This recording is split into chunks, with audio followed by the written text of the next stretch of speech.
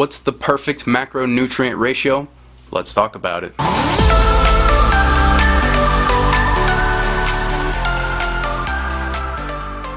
Hey health heroes, welcome back to Adamimmune, the autoimmune health channel. Let's get into a question that a subscriber had for me today. This is from Pierced Up Beauty.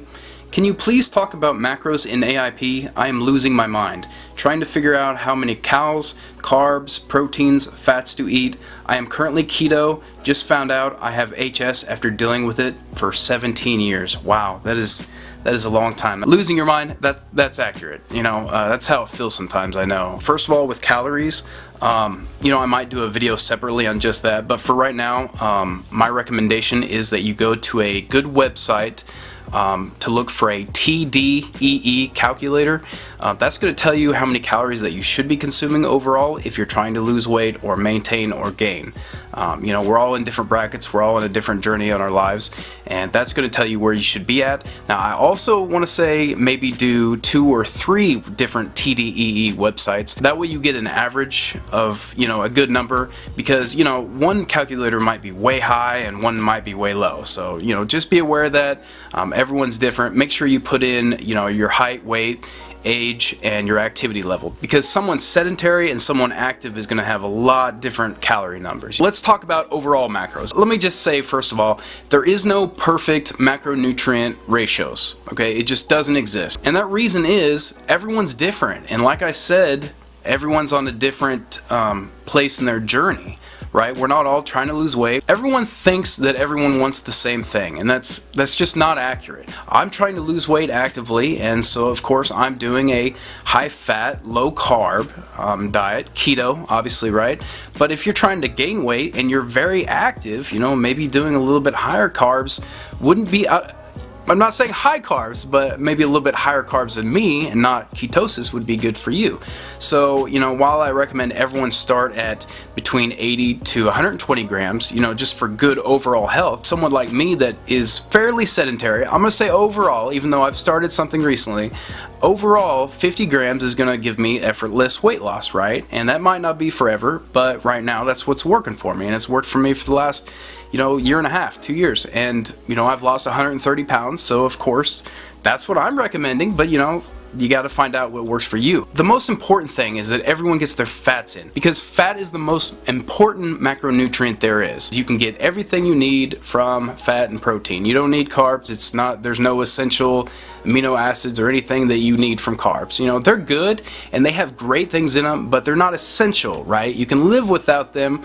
I'm not going to say you're going to have optimal health though in the long term without them. If you're talking about just plain survival mode, that's what it is. And a lot of people talk about, that's why keto isn't the best thing, because you're in survival mode. But you know what?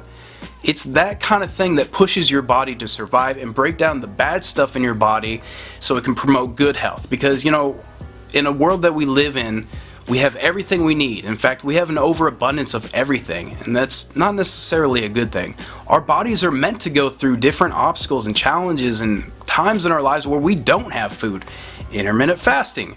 There's just a whole spectrum of health. We got to try different things to figure out what's best for us, right? A lot of people don't know this, but to be keto, you don't have to be in ketosis all the time. I am not in ketosis all the time. It's about not burning glucose for fuel mainly all the time, primarily, because that promotes insulin resistance. If you are insulin resistant, like I think I just read that it's like 42% of people in America these days, keto is going to be very important and good for your health. If you're young and healthy and you're eating high carbs, and you're probably thinking, oh man, I feel awesome doing high carbs.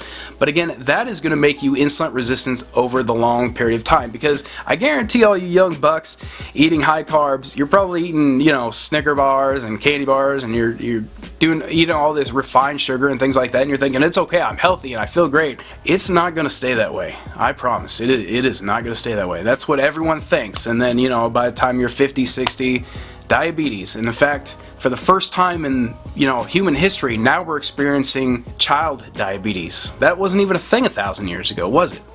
It wasn't a thing 100 years ago. It was very, very rare. So as far as macros go for carbs, like I said, 80 to 100 or 120 is maybe going to be good for some people especially more active people. For me, I like to keep it at 50 grams of carbs or less a day. That's official keto. Go higher if you want. Don't worry about keto, okay? You gotta do you. Amend it to work for what you need with your body. We're all a little different. For protein though, I actually like to do moderate protein. I'm actually experimenting right now with different protein intakes, but I can tell you right now, high protein isn't the way to go and very low carb isn't the way to go. So, you know, work within that moderate range. What is that going to be? Well, it's probably going to be between 15 to 35% depending where you're at on the spectrum. I don't like to do a whole bunch of protein because, for one, it's expensive, right? You know, I only eat like grass-fed, wild, pasture-raised meat, healthy meat, not that grain-fed, traditional, conventional meat. So it's kind of a little pricey for me. So I'm actually experimenting right now with eating half of the meat, half of the protein, and seeing how that affects my body. So I'm going to come out with a video on that soon. Look for it. But I'm going 90 days at least. Whatever calories you have left, whatever calories you need to get in, if you need to get another 500, 600, 700, 1,000, don't worry about how much it is. Just do it with fat, okay? That is not a problem as long as you're using clean, healthy fat, like I say in all my videos, avocados, coconut oil, olive oil. Try to get the unrefined, but do what you can. Organic if you can, but again, work within your price range, work with what you got. If you have any questions, you know, leave them in the comments. You can always do that, and maybe some other people can try to help them out.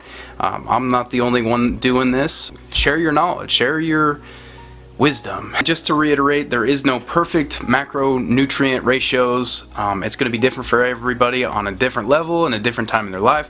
So yeah, I hope you can relate, and I hope this helped you guys out, especially you, Pierced Up Beauty, because that was your question. That's going to be all for today, heroes. So don't forget to smash that subscribe button if you haven't already, and share the video. It really helps me out, and I appreciate it. Thanks for watching. See you next time.